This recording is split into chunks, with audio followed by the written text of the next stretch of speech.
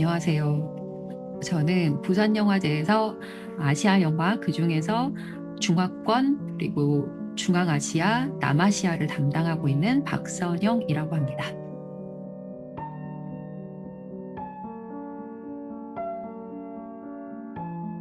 올해 30주년을 맞아서 여러 가지 저희가 많은 변화를 시도한 해라고 볼 수 있을 것 같아요. 저는 비전 아시아에 대해서 조금 더 이야기하고 싶습니다. 비전 섹션이 한국의 독립 영화들을 소개하고 해외에 소개하는 데 굉장히 큰 역할을 해왔거든요. 거기에 착안해서 저희도 이제 비전 아시아라고 하는 새로운 섹션을 만들었어요.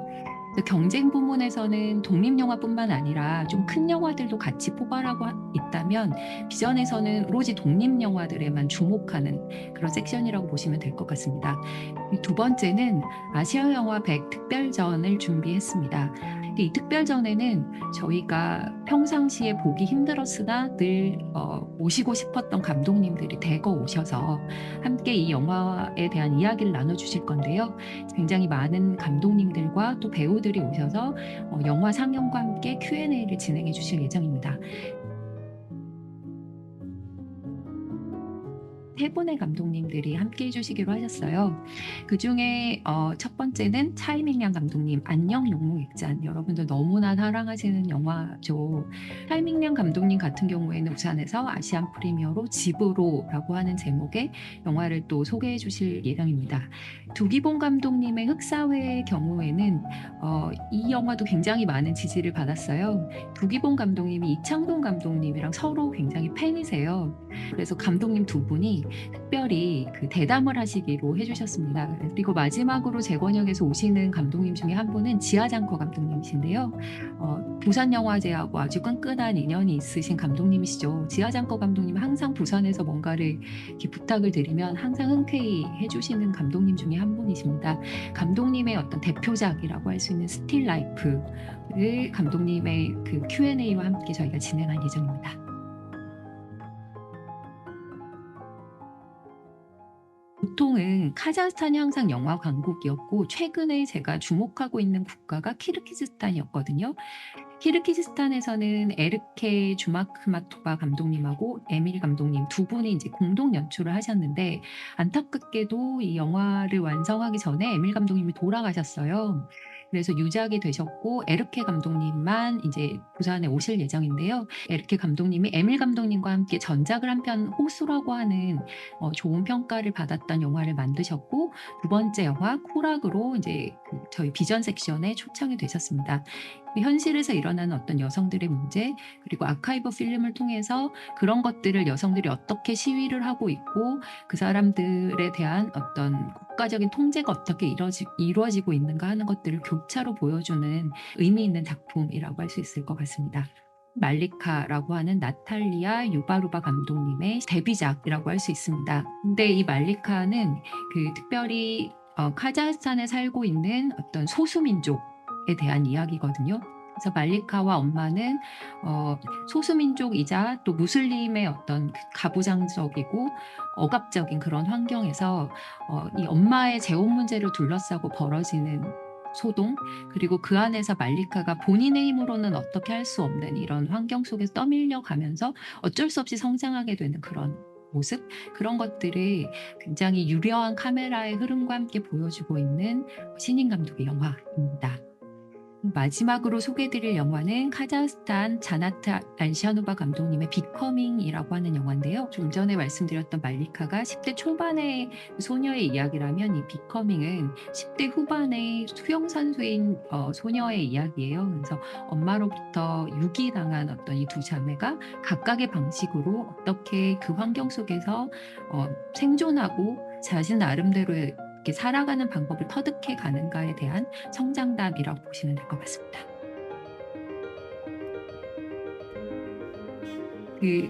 아시아의 퀴어 영화들의 경우에는 사실상 동남아시아에서 주도적으로 끌고 가는 그런 흐름이 있었던 것 같아요. 그런데 중화권이나 남아시아에서도 이런 퀴어 영화들이 지속적으로 제작되고 있고 또 좋은 영화들이 최근에 많이 나오고 있는 상황이라고 보시면 될 것 같은데요. 제가 올해 영화제에서 소개해 드릴 두 편의 영화는 모두 다 여성 퀴어 영화입니다. 그중에서 트레이시 초이 감독님의 걸프렌드는 감독님의 어떤 자전적인 그 삶의 이력 같은 것들이 담겨 있는 영화라고도 볼 수 있을 것 같아요. 디아스포라로서의 삶과 퀴어 여성으로서의 삶 이런 것들을 절묘하게 겹쳐서 보여주시는데 굉장히 풋풋하고 신선한 퀴어 로맨스 영화라고 보시면 될 것 같습니다. 두 번째 라이 위친 감독님의 달의 속삭임이라고 하는 영화가 있는데요. 이 달의 속삭임의 재밌는 점은 끊임없이 핸드헬드 카메라로 이 주인공들의 흔들리는 마음 같은 것들을 보여주는 그런 독특한 카메라 워킹에 있다고 볼 수 있을 것 같습니다.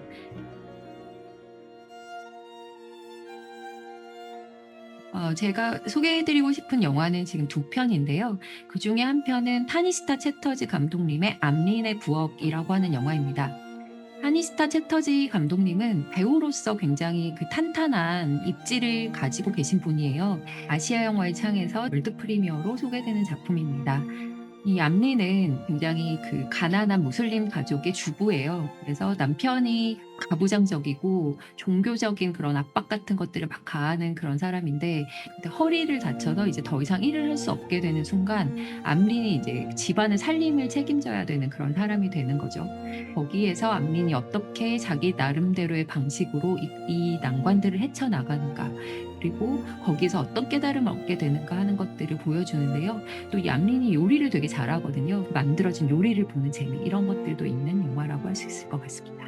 다음으로는 리용치 감독님의 헛된 춤이라고 하는 영화인데요. 이 리용치 감독님은 중국에서 활발하게 활동하고 있는 배우세요. 2023년에 러브 이즈 어 건이라고 하는 첫 번째 연출작을 만드셨고 두 번째로 만드신 영화인데요.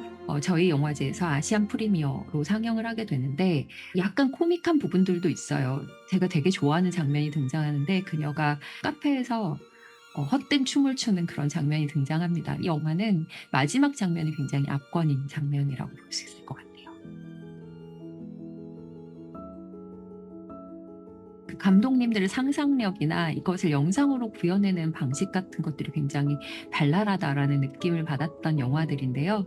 그중에 한 편은 저희가 비전 부문에 선정한 콕콕콕 콕콕콕이라고 하는 제목입니다. 제목만 봐도 이게 굉장히 그 독특하다라는 느낌이 오실 텐데 영화가 처음에는 그 애니메이션으로 시작을 해요. 굉장히 재기발랄한 상상력을 가진 영화여서 이렇게 소개를 해드리고 싶었습니다. 두 번째 이진 감독의 보테니스트는 조금 다른 결이긴 해요. 이 영화는 그 중국의 신장 위구르 지역의 어떤 소수민족에 대한 이야기예요. 어떤 소년의 이야기를 다루고 있는데 이 소년이 사랑했던 모든 사람들이 다 떠나게 되는 거죠. 이 지역에서 이제 더 이상 살 수 없어서. 근데 그렇게 뭐 슬픈 이야기를 다루고 있지만 이 소년에게는 슬픈 이야기만 있는 건 아니거든요. 그래서 어떤 마법 같은 순간들 그런 것들이 또 같이 펼쳐지면서 굉장히 독특하고 발랄한 아시아 미학을 보여주는 영화 중에 한 편이라고 보실 수 있을 것 같습니다. 저희 미드나잇 패션에서 소개해 드릴 영화 중에 한 편은 분노의 추격인데요. 감독님 성함을 보시면 아시겠지만 다니가키 켄지 감독님은 일본 분이시거든요. 근데 이 무술에 너무 푹 빠지셔서 홍콩으로 넘어오신 뒤에 홍콩에서 무술 감독으로 50여 편의 영화들을 무술 지도를 하신 분이기도 합니다. 다른 액션과 달리 이 분노의 추격에서 주목하실 부분은 맨손 액션입니다.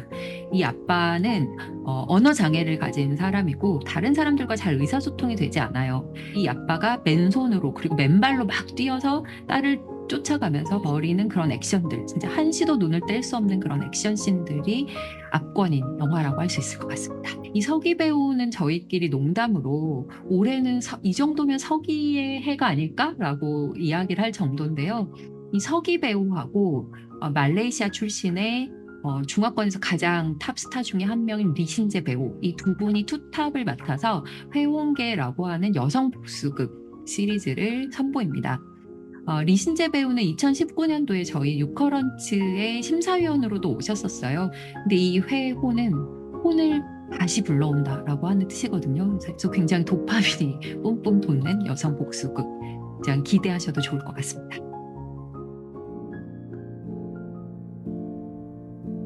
여러분들 너무 사랑하시는 대만의 탑스타 허광한 배우가 출연하는 영화입니다. 원제는 타년타일인데 이 타자가 그의 해 그리고 그 두 번째 타자는 그녀라는 뜻의 타자라고 해요. 그래서 그녀의 하루. 그래서 그의 1년은 그녀의 하루와 같다라는 뜻의 원제를 가지고 있는 영화입니다. 에리안 감독님의 폭풍 추영은 그야말로 도파민이 솟는 그런 영화라고 할 수 있습니다. 이 영화는 저희가 19일에 야외 극장에서 선보일 영화인데요. 주연 배우는 전설적인 액션 배우들이라고 할 수 있는 성룡 그리고 양가위 배우가 등장을 하시고요. 이 폭풍 추영에서는 정말 그가 보여줄 수 있는 모든 연기의 끝을 보여주신다고 할 수 있을 것 같아요. 모모의 모양이라고 하는 영화는 저희 비전 섹션에서 선보이는 영화고 올해 제가 가장 사랑스러운 작품 중에 하나라고 이야기하는 영화기도 해요. 이 영화는 감독님보다는 저희가 프로듀서인 키슬레이 감독에 지원했다라는 의미가 있을 것 같은데요. 2019년도에 뉴커런츠에 선정이 됐었고 뉴커런츠에서 특별 언급을 받았던 감독님이시고요. 더 좋은 작품을 발견해서 이 영화의 프로듀서로 합류했다라고 하면서 이 영화를 소개해 주셨는데요. 트리베니 라이 감독님의 데뷔작인 모모의 모양은 히말라야 산맥 아래 살고 있는 3대에 걸친 모녀들의 이야기거든요. 할머니, 그리고 엄마, 그리고 갑자기 도시에서 두 딸들이 각자의 이유로 이 집으로 돌아오게 되면서 거기에서 서로 간의 어떤 이해 그리고 서로 이해할 수 없는 부분 이런 것들을 겪게 되면서 자신의 정체성에 대해서 깨달아가게 되는 그런 이야기라고 할 수 있을 것 같습니다. 산주 수렌드란 감독님의 어느 겨울밤은 저희가 비전 섹션에 초청한 영화고요. 이 어느 겨울밤은 감독님의 세 번째 영화인데요. 감독님이 굉장히 안정적인 연출력으로 이 서사들을 차곡차곡 쌓아가는 모습을 보여주고 계시는데요. 보는 재미가 있는 영화라고 할 수 있을 것 같고요. 마지막으로 천재남 감독님의 우리의 손을 잡아주는 강이라는 영화는 조금 독특한 스타일을 가지고 있는 영화라고 할 수 있습니다. 영화의 형식도 약간 다큐와 픽션을 오가고 있는 형식이고 문제의식을 던져주는 영화라고 할 수 있을 것 같습니다.